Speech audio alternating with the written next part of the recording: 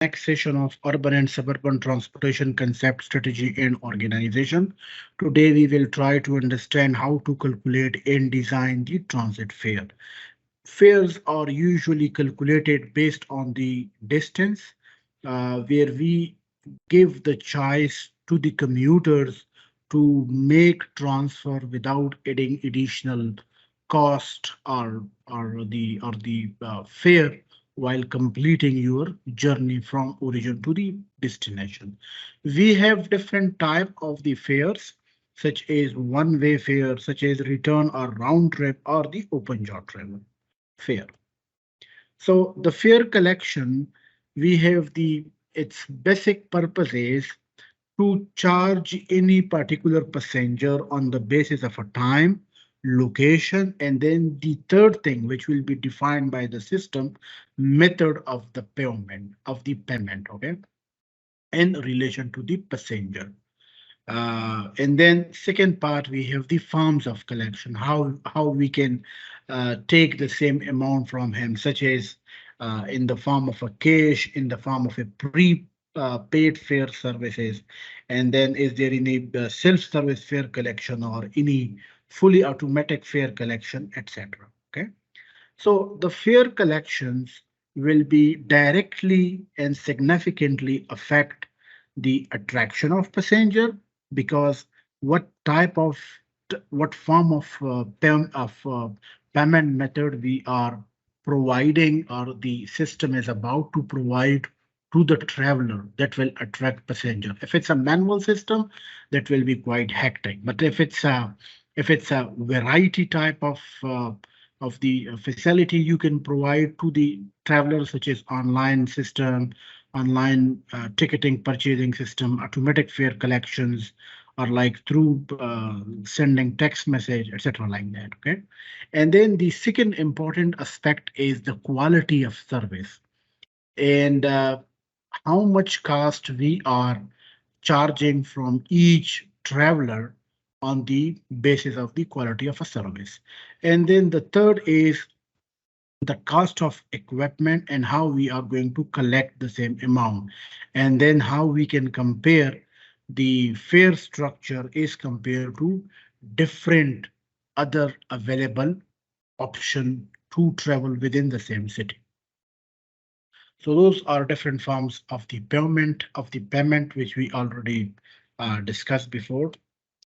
So if we talk about the cash fare, if we are going to collect the amount through manual system in the form of a cash from the traveler.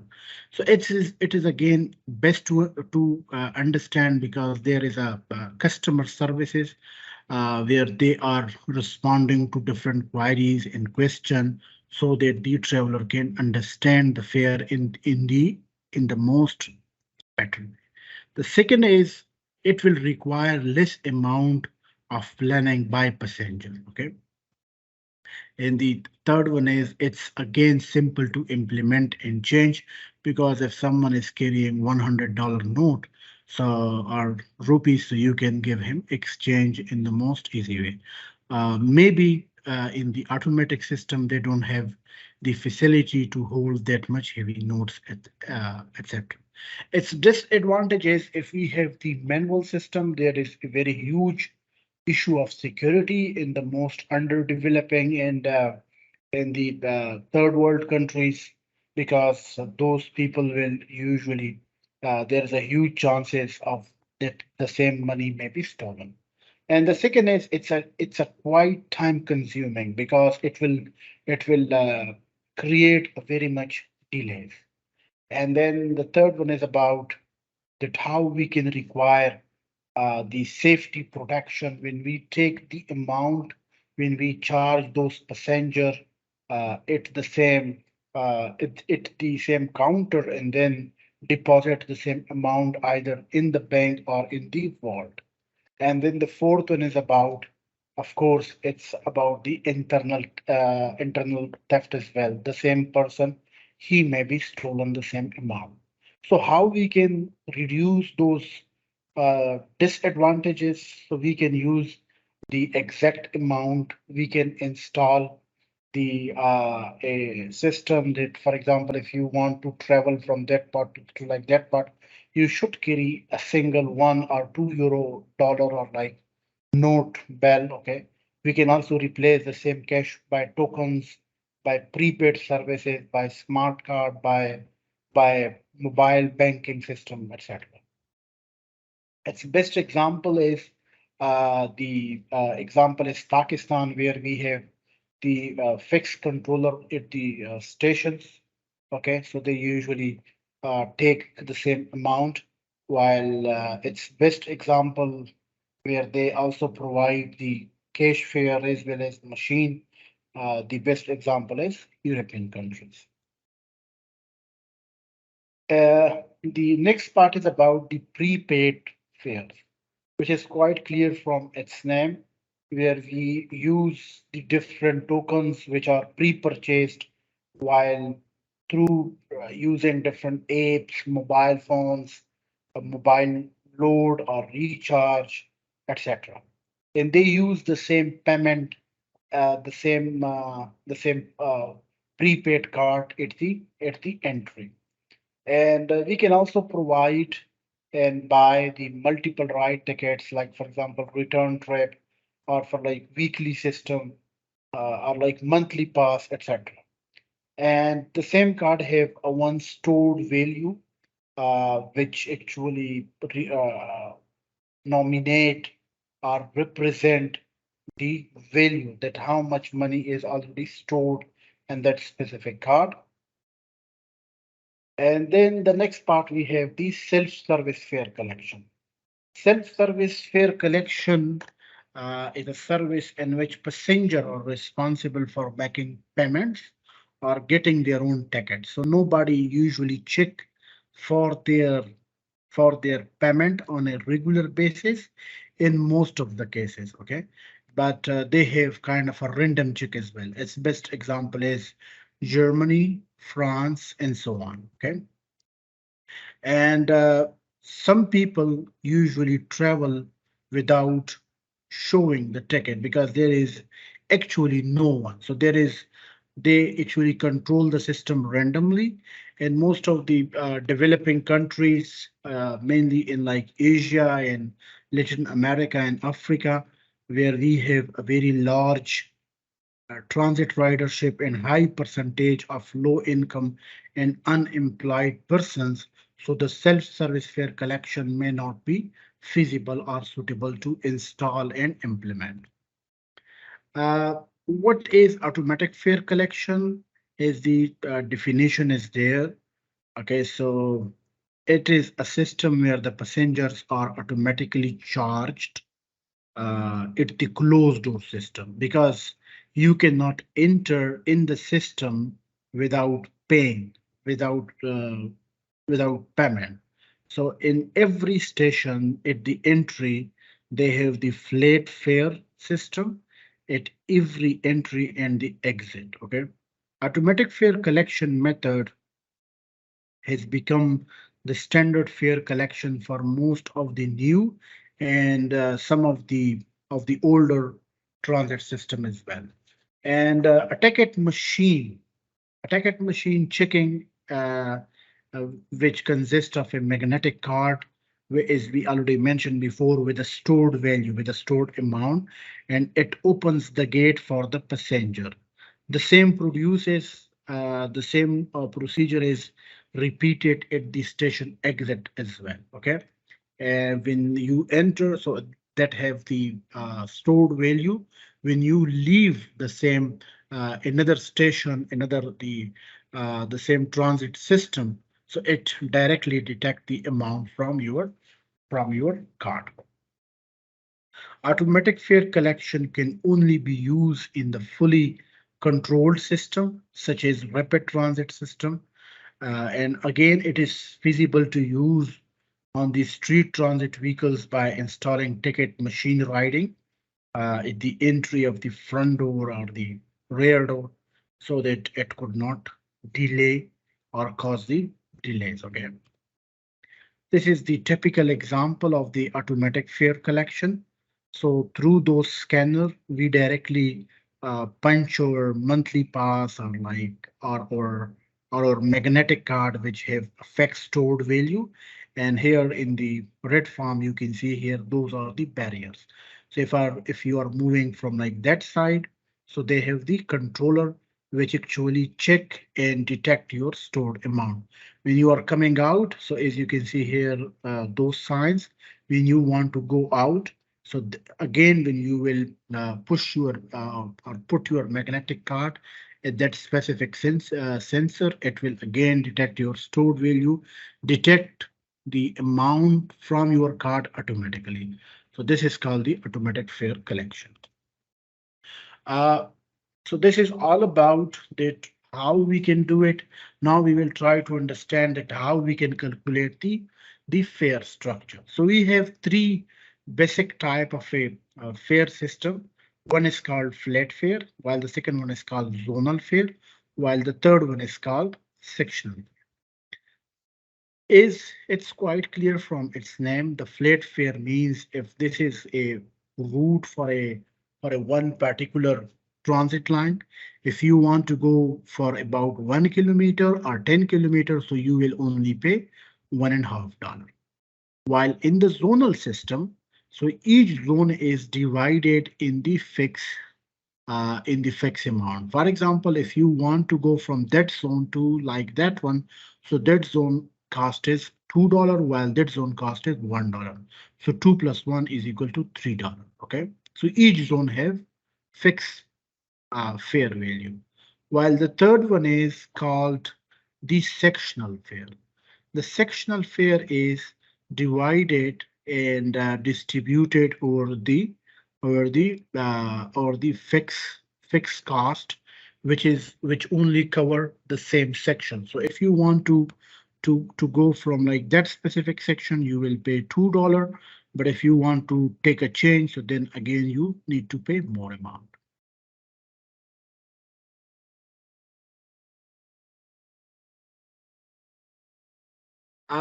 As we already mentioned in the previous picture, so again to go a bit in a more detail, a flat fare is a constant and regardless of the distance of the passenger traveled on a single vehicle, while the flat fare is very simple fare to understand for the passenger. Okay, its supervision of the payment is quite easy because, for example, if 10 people are already been through any gate or entry system, so 10 multiplied by that specific flat fare cost. If it's a $1.5, so you can get directly the total amount.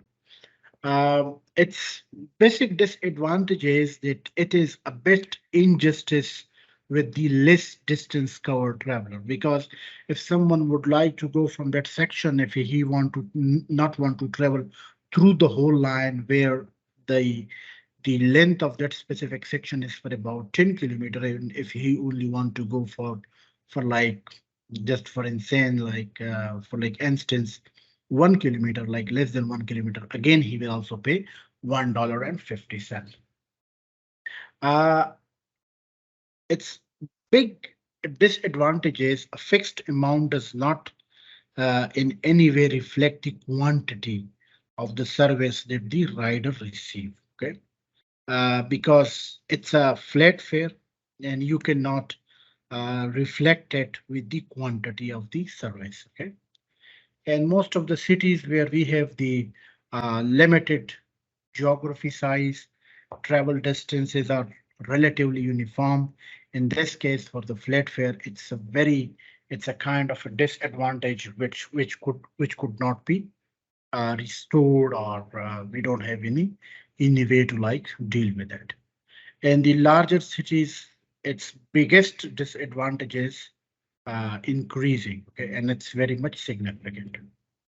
And if we talk about the zonal fare, so zonal fare are only dividing the area into fare zones. Fare apply to each passenger on a single fare zone, where we have the higher fare, which applies to the passenger if they are going from one fare to the from one zone to the another zone. Its biggest Advantage is that it provides a uniform base fare for given a small geographic area, but we will have issues if the area is larger. A zonal fare system must be carefully planned because that should be kind of a uh, such type of area such as rivers, parks, arterials, streets, where if you assign them a specific zonal fare and there is a kind of a neighborhood near to that, and if those people regularly cross that specific zone, and if you are charging them, this is again injustice with like those people. It is very much important in the form of a short trips. And the comparison with the flat fare, that zonal fare have advantage of charging because the amount of the fare increase with the trip length. And of course, zonal fare result in like both direction for the high patronage, and of course, we have more collection of fare. While in the flat fare, the disadvantages the disadvantage in the form of a fare was a bit outweigh, and it have a bit more complexity as compared to flat fare. The third one is about the sectional fare. So sectional fare is all about that how much distance you traveled by dividing different transit lines into any section. So we charge those customer on the basis of the section, and the same fare increases with the number of the sections traveled. And sectional fares are a bit more complicated as compared to flat and a bit flat and zonal. Okay, and that have a bit complicated collection and control system in the form of a fare. Longer fare collections, which will again require more time, and it will also allow greater opportunity for the people to do the fraud. And sectional fare can also be used on the light to moderate passenger volume, while the manual fare, because it's quite complicated not to be cheated or by those uh, handler or those people who actually provide the services, because on the heavy lines it is necessary to have in such type of a system which can enhance and upgrade the sectional fare. Uh, Along with flat sectional and zonal fare, we have the transfer fare as well. Because if you want to change from one to another mode, from zonal to sectional, or from zonal or sectional to flat, so a separate fare may be charged for or to travel in the each lines. And a transfer ticket may be also issued with this not to charge any customer for the whole amount, but for the certain amount. How we can attract people from like higher and lower fare. What we can do, number one, first of all, we need to plan for the push and pull and improve strategy. We need to push the people not to use their car, and we need to pull them in the public transport, and also improve the public transport according to their standard for the purpose to increase the mobility of the people through the public transport. Also, what we can do, we can increase our revenue while utilizing the capacity of the transit system. We can also target the particular groups such as student, traveler, tourist, or shoppers in the time where we have the lower demand. Okay, and we can also achieve, for example, maximum level of mobility from the student, families, and elderly people. And we can encourage them that they should travel before the peak hours. And we can also bring the fare for the high quality services. We can also issue the compensation to the child, to the children, families, and student groups. And also we can reduce the cost of the night groups and other special fare. And of course, we should concentrate on the senior citizens and disabled and low income persons as well. So this is a kind of a fair system where we need to introduce to reduce the empty run as well as to facilitate the people and encourage them to use the public transportation. Thank you very much. If you have any question, you can get back in the comment.